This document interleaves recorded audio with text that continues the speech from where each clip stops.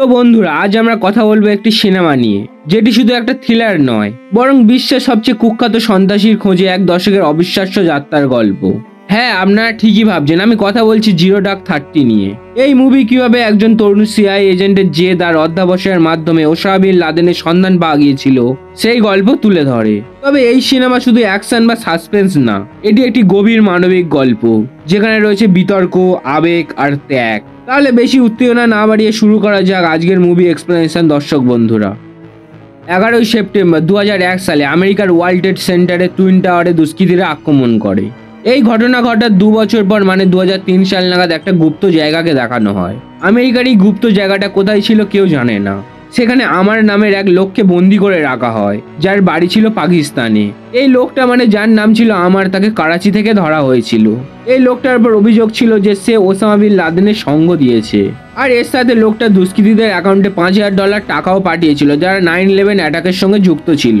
এর সামনে আমেরিকার দুটো সিআইএ এজেন্ট ছিল, এদের নাম ছিল মায়া ও ড্যান। মায়াকে ওসামা বিন লাদেনকে ধরার জন্য অর্ডার দেওয়া হয়েছিল। মায়ার কাজ ছিল যে খোঁজ নেওয়া ওসামা বিন লাদেন কোথায় লুকিয়ে আছে। ড্যান এখানে আমারকে অনেক প্রশ্ন জিজ্ঞাসা করছিল, কিন্তু আমার তার কোনো প্রশ্নেরই উত্তর দিচ্ছিল না। তখন ড্যান আমারকে একটা ফটো দেখায় আর বলে, আমি জানি এটা তোর বন্ধু, আর এটাও জানি যে তোর এই বন্ধু খুব তাড়াতাড়ি সাউথ আরেবিয়াতে কিছু ঘটাতে চলেছে। ড্যান আরো বলে, আমি চাই তুই আমাকে তোর এই বন্ধুর ইমেল আইডিটা দে, কিন্তু আমার তাকে ইমেল আইডি দেয় না। তাই ড্যান আমাদের ওপর অনেক অত্যাচার করে। এরপর মায়াকে দেখানো হয় যে পাকিস্তানি ইসলামাবাদে আমেরিকার যে অফিস ছিল সেখানে যায়। এটাই আজ থেকে মায়ার নতুন অফিস। সেখানে মায়া তার অফিসের সঙ্গীদের সঙ্গে দেখা করে। এরপর 1 বছর কেটে যায়। 29শে মে 2004 সাল নাগাদ সাউথ আরেবিয়াতে কিছু দুষ্কৃতী একটা হোটেলের মধ্যে ঢুকে অনেক নিরপরাধ লোককে মেরে ফেলে। এই খবরটা যখন মায়া ও ড্যান টিভিতে দেখে, ড্যান তখন এই ঘটনার জন্য নিজেকে দায়ী মনে করে, কারণ আমার সবকিছুই জানতো। কিন্তু আমার তাদের বন্দিতে থাকা সত্ত্বেও ড্যান তার মুখ দিয়ে কোনো কথা বার করতে অসফল ছিল। মায়া তখন ড্যানের কথাগুলো শুনে একটা প্ল্যান বার করে। মায়া বলে, আমার তো এখন জানি না যে এই ঘটনাটা হয়ে গিয়েছে। আমরা যদি আমারকে কিছুদিন না শুতে দিই তাহলে তার মাথা কাজ করা বন্ধ করে দেবে। এরপর আমরা আমারকে আবার ইন্টারোগেট করবো আর তাকে মিথ্যা কথা বলবো যে আমরা সব দুষ্কৃতীকে ধরে নিয়েছি আর তুমি আমাদের এই ইনফরমেশন দিয়েছো। মায়ের প্ল্যান অনুযায়ী তারা সব কাজ করতে শুরু করে। এবার আমারকে মায়া আর ড্যানের সামনে নিয়ে আসা হয় ইন্টারোগেট করার জন্য। তখন ড্যান আমারকে বলে, তোমার জন্যই আমরা অনেক নির্দোষ লোককে বাঁচাতে পেরেছি। যে আক্রমণ তোমার সঙ্গীরা করতে যাচ্ছিল সেটাকে আমরা আটকাতে পেরেছি। আমারও এদের কথা বিশ্বাস করে নেয়, কারণ সে 72 ঘন্টা ঘুমায়নি, তাই তার ব্রেনও ঠিকঠাক কাজ করছিল না। আমার এখানে তার আরো দুটো সঙ্গীর নাম বলে, কিন্তু সেই নামগুলো মায়া ও ড্যান আগে থেকেই জানতো। তখন আমারের মুখ থেকে আরো একটা নতুন নাম বেরিয়ে যায়, যেটা তারা আগে কখনোই শোনেনি। এই নাম ছিল আবু আহমেদ আল কুয়েতি। আমার বলে, এই আবু আহমেদ কম্পিউটার বিশেষজ্ঞ ছিল। সে ওসামা বিন লাদেনের জন্য কাজ করতো। আমি জীবনে মাত্র একবারই তার সাথে দেখা করেছিলাম করাচিতে, যেখানে সে ওসামা বিন লাদেনের চিঠি আমাদের পড়ে শুনিয়েছিল। সেই চিঠিতে লেখা ছিল, জিহাদ চালিয়ে যাও। মা এই নতুন নামটাকে সন্দেহ করছিল, এই জন্য সে 9/11-এ ধরা পড়া সমস্ত দুষ্কৃতীর ইন্টারোগেট করার ভিডিও ফুটেজ দেখছিল। সে ভিডিওতে সবাই আবু আহমেদকে চিনত। সবাই একটাই কথা বলছিল, আবু আহমেদ ওসামা বিন লাদেনের চিঠি তাদেরকে পৌঁছাতো। মায়া এবার শিওর হয়ে যায়, যদি সে আবু আহমেদকে ধরে নেয় তাহলে সে আল কায়েদার লিডার ওসামা বিন লাদেনকেও ধরে নেবে। এবার মায়া এই কথাগুলো তার সিনিয়রকে জানায়, কিন্তু তার এই কথাগুলো তারা একদমই সিরিয়াসলি নেয় না। আর সেই সিনিয়রগুলো বলে, কোনো প্রমাণ ছাড়া আমরা কিছুই করতে পারবো না। এবার 7ই জুলাই 2005 সাল নাগাদ লন্ডনে একটা বাসের মধ্যে বোম বিস্ফোরণ হয়। এই বিস্ফোরণ আল কায়েদার লিডার ওসামা বিন লাদেনই করিয়েছিল। এরপর মায়াকে দেখানো হয় যে পাকিস্তানে একটা জেলের মধ্যে যাচ্ছিল। সেখানে সে একটা লোকের সাথে দেখা করে আর আবু আহমেদের ব্যাপারে জিজ্ঞাসা করে। সেই লোকটা মায়াকে বলে, আমি আবু আহমেদকে চিনতাম, সে ওসামা বিন লাদেনের জন্য কাজ করে। কেউ জানতো না সে কোথায় থাকে। তার যখন দরকার হতো সে নিজেই দেখা করে নিত। অন্যদিকে সিআইএ আর একটা লোককে ধরে, যার নাম ছিল ফারাজ। মায়া ফারাজের ওপর চরম অত্যাচার করে, কিন্তু তাও সে আবু আহমেদের ব্যাপারে কিছুই বলে না। ফারাজ বারবারই একই কথা বলছিল যে সে আবু আহমেদকে চেনেই না। মা এবার ড্যানের কাছে যায় আর ড্যানকে বলে, তুমি ফারাজের মুখ থেকে সব কথা বার করতে পারবে। ড্যান মায়াকে বলে, আমি আর এসব করতে পারছি না, আমার খুব কষ্ট হয় আর আমি ওয়াশিংটন চলে যাচ্ছি, তুমি আমার সাথে চলো। কিন্তু মায়া ওয়াশিংটন যেতে চায় না। মায়া ড্যানকে বলে, আবু আহমেদকে আমি ওয়াশিংটনে পাবো না, আমি এই পাকিস্তানেই পাবো। ড্যান মায়াকে সতর্ক করে আর বলে যে এখানে সবাই জানে তুমি কে এবং কি কাজ করো, তাই তোমাকে সবসময় সতর্ক থাকতে হবে। এবার সময় চলে যায় 20 সেপ্টেম্বর 2008 সাল নাগাদ, যেখানে মায়া ইসলামাবাদে অবস্থিত হোটেল ম্যারিফোর্ডে তার অফিসের সঙ্গী জেসিকার সঙ্গে দেখা করতে আসে। তখন জেসিকা মায়াকে মায়াকে বলে ফারাজ আবু আহমেদের ব্যাপারে কিছুই বলেনি। এমনও তো হতে পারে আবু আহমেদ নামের কোনো লোক আসলেই নেই। মায়া বলে ফারাজের মতো এত বড় মাপের একটা দুষ্কৃতী যখন আবু আহমেদকে চিনতে অস্বীকার করছে, এতেই তো আমার সন্দেহ আরো বেড়ে যাচ্ছে। আর আমি জানি একবার যদি আবু আহমেদকে খুঁজে পাই তাহলে আল কায়েদার লিডার ওসামা বিন লাদেনকেও খুঁজে পেয়ে যাব। তখন ওই হঠাৎ সেই ম্যারিফেড হোটেলে বোম বিস্ফোরণ হয়, কিন্তু মায়া ও জেসিকার ভাগ্য ভালো ছিল, তারা বেঁচে যায়। পরের দিন জেসিকা মায়াকে বলে আমি একটা ডক্টরের খোঁজ পেয়েছি যে আল কায়েদার লোকেদের চিকিৎসা করতো। সে আমাদের সব ইনফরমেশন দেওয়ার জন্য রাজি হয়ে গেছে, কিন্তু সে পাকিস্তানে আসতে চায় না, সে অন্য কোনো জায়গায় দেখা করতে চায়। তাই জেসিকা আফগানিস্তানে অবস্থিত আমেরিকার ক্যাম্পে যায়, যেখানে সেই ডক্টরটা জেসিকার সঙ্গে দেখা করতে আসার কথা ছিল। সেই ডক্টরটা তাদের কাছে আসে এবং জেসিকা তাকে তার গাড়ির কাছে নিতেও যায়। তখনই সেই ডক্টর চুপচাপ গাড়ি থেকে বার হয়। আসলে সে একটা হিউম্যান বোম ছিল, তাই সে নিজেকে ব্লাস্ট করে দেয়। এই বোম ব্লাস্টে জেসিকার সঙ্গে 7 জন আমেরিকান সৈন্যও মারা যায়। এই খবরটা শোনার পর মায়া পুরোপুরি ভেঙে যায়, কারণ জেসিকা শুধু তার অফিসের সঙ্গী ছিল না, সে তার খুব ভালো একটা বন্ধুও ছিল। তখন ওই একটা লোক মায়ের কাছে আসে আর তাকে বলে তোমার জন্য একটা খুব খারাপ খবর আছে। সেই লোকটা বলে তুমি যে আবু আহমেদকে খুঁজছিলে সে বেঁচে নেই। লোকটা মায়াকে একটা ডিস্ক দেয়। মায়া যখন সে ডিস্কে থাকা ফুটেজ চেক করে তখন মায়া দেখে একটা লোক বয়ান দিচ্ছে যে আবু আহমেদকে 2001 সালে আফগানিস্তানে মারা যাওয়ার পর কবর দিয়ে দিয়েছিল। এটা দেখে মায়া আরো হতাশ হয়ে পড়ে। কিন্তু কিছুদিন পর মায়ের অফিসের এক সঙ্গী মায়ের কাছে আসে আর বলে 9/11 অ্যাটাকের পর আমাদের কাছে 10টা নাম ছিল, যার মধ্যে একজনের নাম ছিল ইব্রাহিম সাইহাত, যাকে আফগানিস্তানের নকল পাসপোর্টের সঙ্গে ধরা হয়েছিল। সেই পাসপোর্টে তার নাম ছিল আবু আহমেদ আল কুয়েতি। এটা শোনার পর মায়া দেয়ালে টাঙানো ফটোগুলোকে দেখতে থাকে।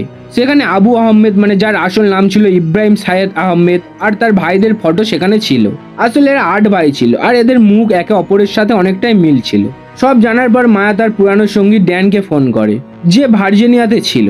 মায়া ড্যানকে বলে আমার মনে হয় আবু আহমেদ এখনো বেঁচে আছে, মানে ইব্রাহিম সাইয়াদ আহমেদ, তুমি যে নামেই তাকে ডাকো। সে ড্যানকে আরো বলে আবু আহমেদ 2001 সাল নাগাদ তার 2 ভাইয়ের সাথে আফগানিস্তানে গিয়েছিল। সেখানে আমাদের রেকর্ড অনুযায়ী তার মৃত্যু ঘটে, কিন্তু সে বেঁচে আছে। 2001-এ যার মৃত্যু হয় সেটা তার 2 ভাইয়ের মধ্যে একটা ভাই হতে পারে। যখন একটা গ্রুপের এত বড় একটা নেতা মারা যায় তখন চারিদিকে চর্চা তো হয়। আর আমারের কথা অনুযায়ী সে 2001 সালে ডিসেম্বরে তার সাথে ডোরাবোরা পাহাড়ে ছিল। ড্যান মায়াকে বলে আমি তোমাকে কি সাহায্য করতে পারি? মায়া বলে যে কোনোভাবে আমার আবু আহমেদের ফোন নাম্বারটা চাই। এবার ড্যান কুয়েতে যায়। সেখানে ড্যান সেখানকার প্রিন্সের সাথে দেখা করে, যাকে সে আগে থেকেই চিনতো। ড্যান প্রিন্সকে সঙ্গে নিয়ে ল্যাম্বরগিনি শোরুমে যায় আর সেখানে থাকা সবচেয়ে দামি ল্যাম্বরগিনিটা প্রিন্সকে গিফট করে। এরপর ড্যান প্রিন্সকে একটা চিঠি দেয় যেখানে আবু আহমেদের আসল নাম লেখা ছিল ইব্রাহিম সাইয়াদ আহমেদ, আর প্রিন্সকে বলে আমার এর ফোন নাম্বার চাই। এই ইব্রাহিম নামের লোকটা কুয়েতে জন্মগ্রহণ করেছিল আর তার মা এখনো এখানেই থাকে। প্রিন্স এদেরকে নাম্বারটা জোগাড় করে দেয় আর তারপর সিআই এজেন্টরা সেই ফোন নাম্বারটাকে ট্যাগ করা শুরু করে দেয়। কিন্তু এই নাম্বারটা সবসময় সুইচ অফ থাকতো।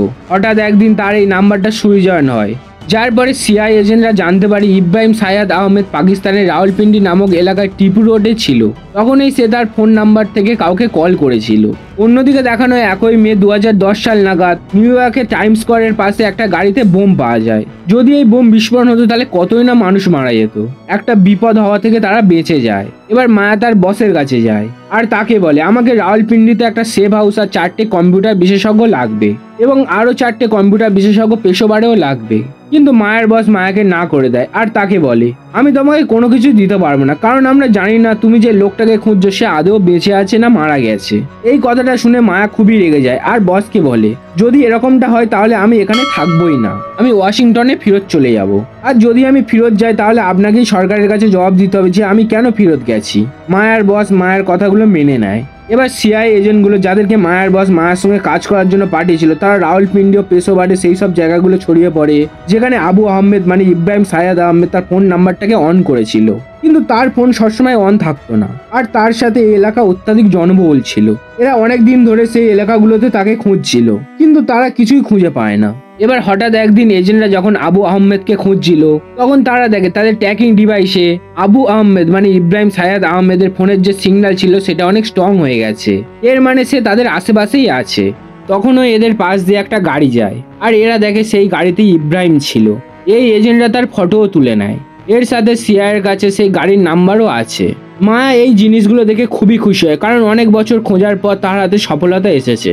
এটা হওয়ার কিছুদিন পর মায়ের ওপর দুষ্কৃতীরা আক্রমণ করে, তার উপর গুলিও চালায়। গাড়ি বুলেট প্রুফ হওয়ার জন্য মায়া এই যাত্রায় বেঁচে যায়। এবার পাকিস্তানে দেখা যায় সিআইএ এজেন্টরা তাদের ভেস বললে সাধারণ মানুষের ভেস ধরে রাস্তার পাশে দাঁড়িয়ে আছে। ওদের সবার একটাই টার্গেট, ইব্রাহিমের গাড়িকে ফলো করা। তারা ফলো করতে করতে জানতে পেরে যায় আবু আহমেদ মানে ইব্রাহিম সায়াদ আহমেদ কোথায় থাকে। এবার সিআইএর একটা মিটিং হয়, যেখানে সিআইএর ডাইরেক্টরকে সেই ঘরের মডেল দেখানো হয়, আর তাকে বলা হয় এই ঘরের চারিদিকে যে দেওয়াল ছিল সেটা 10 ফুট উঁচু ছিল। এই ঘরগুলোর যে জানলা ছিল সেগুলো সবসময় বন্ধ থাকতো, আর ঘরের ওপরে ছাদেও 7 ফুটের দেওয়াল ছিল। এই ঘরের ভিতরে দেখা ছিল অসম্ভব। এখানেই শেষ নয়, আরো বিপদ ছিল। এই ঘর থেকে কিছু দূরে পাকিস্তান মিলিটারি একাডেমিও ছিল। এর মানে এই এলাকা ছিল চারিদিক থেকে সুরক্ষিত। সিআইএর ডাইরেক্টর সেখানে থাকা সবাইকে অর্ডার দেয়, তোমরা আমাকে পর্যবেক্ষণ করে বলো এই ঘরের মধ্যে কে থাকে আর কতজন মহিলা এবং পুরুষ থাকে যত তাড়াতাড়ি সম্ভব। এবার সিআইএ তাদের সব প্রজেক্ট ছেড়ে সেই ঘরের ওপর নজর রাখা শুরু করে দেয়। মায়া এই ঘরে সার্জিক্যাল স্ট্রাইক করাতে চায়, কিন্তু তাকে কেউ পারমিশন দেয় না। মায়া প্রত্যেকদিন অফিসে গিয়ে তার যে বস ছিল, যার নাম ছিল জর্জ, তার রুমের দেওয়ালে দিনের সংখ্যা লিখে আসে। আস্তে আস্তে সেই সংখ্যা 100-তে গিয়ে পৌঁছায়, মানে 100 দিন হয়ে গেছে। তা সত্ত্বেও নয় মায়া আর নয় জর্জ পারমিশন পায়নি সেই ঘরে আক্রমণ করার। সময় যত যেতে থাকে এরা সেই ঘরের ব্যাপারে আরো অনেক খবর পেতে থাকে। জর্জ তার সিনিয়রদের কাছে যায় আর তাদেরকে বলে সেই ঘরে 3 জন মহিলা 2 জন পুরুষ আছে যাদের সবসময় দেখা যায়, কিন্তু সেই ঘরের মধ্যে আরো একজন আছে যাকে কখনোই দেখা যায় না। সেই না দেখা লোকটা মাঝে মাঝে হাওয়া খাওয়ার জন্য ছাদে যায়, যেখানে 7 ফুটের উঁচু দেওয়াল আছে। এছাড়াও সেখানে বড় বড় গাছ আছে এবং গাছে পাতা আছে প্রচুর, যার জন্য স্যাটেলাইটের সাহায্যে আমরা সেই লোকটাকে দেখতে পাই না। এটা স্যাটেলাইট থেকে বাঁচার এক অতুলনীয় ভাবনা। সেই ঘরে 7 জন বাচ্চাও আছে। এখানে জর্জের যে সিনিয়ররা ছিল তারা পরিষ্কার মানা করে দেয় যে সেই ঘরে ওসামা বিন লাদেন আছে। ওরা বলে এটা কোনো ড্রাগস ডিলার হবে, না হলে ইব্রাহিমের 8 ভাইয়ের মধ্যে কোনো ভাইও হতে পারে। এছাড়াও সেখানে আল কায়েদার অন্য সদস্যও থাকতে পারে, কিন্তু এটা ওসামা বিন লাদেন হতেই পারে না। এরপর কিছুদিন চলে যায় আর জর্জ আবারও তার সিনিয়রদের সঙ্গে দেখা করে আর তাদেরকে বলে না সেই ঘরে কোনো ইন্টারনেট আছে, না আছে কোনো ফোন, আর না সেই ঘরের মধ্যে থেকে কোনো কল আসে, আর সেই ঘর থেকে কোনো কলও করা হয় না। যদি সে কোনো ড্রাগস ডিলার হয় তাহলে তার সুইমিং পুল কোথায়, আর না সে কোনো কুকুর পোষার শখও রাখে। কেনই বা তার লোকেদের ওই দুটো শহরে গিয়েই কল করতে বলে, যেখানে আল কায়েদার একটা স্ট্রং নেটওয়ার্ক আছে। জর্জ তার সিনিয়রদের আরো বলে আমরা সেই ঘরের ময়লাও পর্যবেক্ষণ করতে চেয়েছিলাম, কিন্তু সেই ঘরের লোকজন তাদের সব ময়লা বাইরে আসতে দেয় না, বরং তাদের কম্পাউন্ডারে সব পুড়িয়ে ফেলে। আমরা একটা নকল ভ্যাকসিনেশন প্রোগ্রাম চালু করেছিলাম যাতে আমরা সেই ঘরের লোকেদের ব্লাড স্যাম্পল পেতে পারি, কিন্তু এটার জন্য তারা বারণ করে দেয়। তাও জর্জের সিনিয়ররা তার কথা মানতে পারছিল না। প্রেসিডেন্টের সিকিউরিটি অ্যাডভাইজার জর্জকে বলে প্রেসিডেন্ট তোমাদের কাছে একটা উপযুক্ত প্রমাণ চায়, আর এটা বলে এখানেই মিটিং শেষ করে দেয়। জর্জ আবারও তাদের কাছে যায় আর তাদেরকে বলে কোনো একদিন তোমরা জানতে পারবে যে ওই ঘরেই ওসামা বিন লাদেন ছিল। এটা জানার পর তোমরা কখনোই শান্তিতে ঘুমাতে পারবে না। এটা শোনার পর প্রেসিডেন্টের সিকিউরিটি অ্যাডভাইজার জর্জকে বলে তোমরা প্ল্যান বানাও। এরপর জর্জ আর মায়া এরিয়া 51-এ যায়, যেখানে আমেরিকা সেই বিশিষ্ট সৈন্য গঠন যার নাম আগে আপনারা শুনেছেন সিল, সেই সংগঠনের সৈন্যরা ছিল। ওরা জর্জ আর মায়াকে একটা হেলিকপ্টার দেখায় যেটা রেডারে ধরা পড়ে না।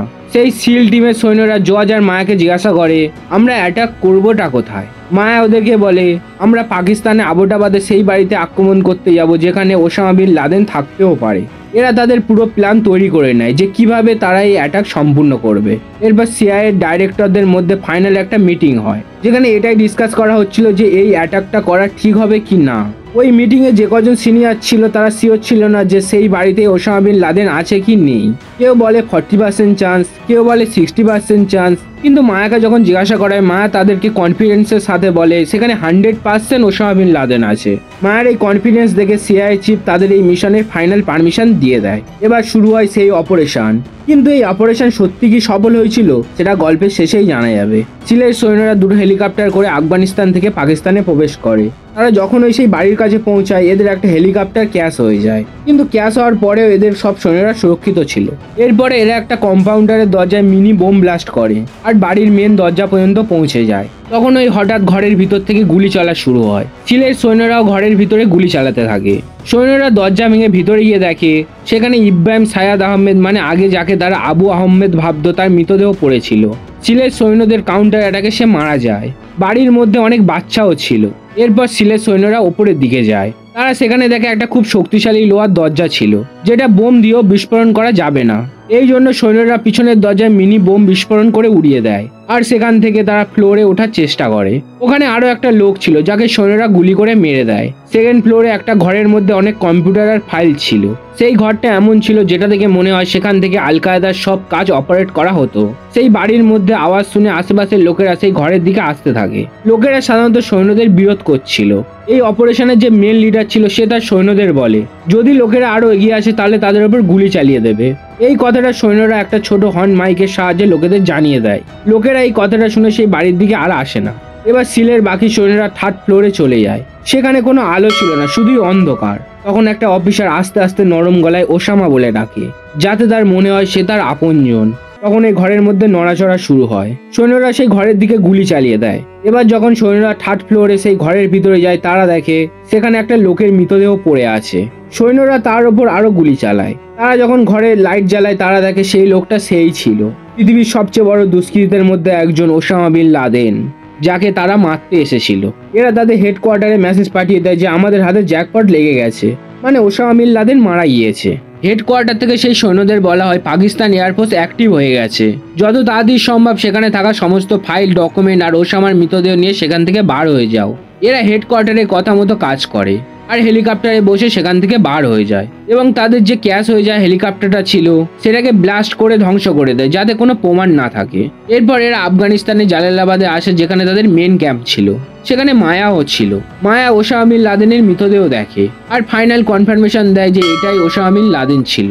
শেষে দেখা নয় সবকিছু শেষ হয়ে যাওয়ার পর মায়া আবারও প্লেনে বসে আমেরিকা ফেরত চলে যাচ্ছে। তার চোখে ছিল জল, কারণ মায়া 12 বছর ধরে একটা কেসেরই তদন্ত করছে যেটা তার জীবনের প্রথম কেস ছিল। সেটাই ছিল ওসামা বিন লাদেনের এই কেস। এখানে এই মুভির এন্ডিং ঘটে। তো বন্ধুরা, কেমন লাগলো আজকের এই অসাধারণ মুভিটা? প্লিজ কমেন্টে জানাও, লাইক অ্যান্ড সাবস্ক্রাইব করতে ভুলো না, কারণ সামনে আরো রহস্যময় কন্টেন্ট আসতে চলেছে এই চ্যানেলে।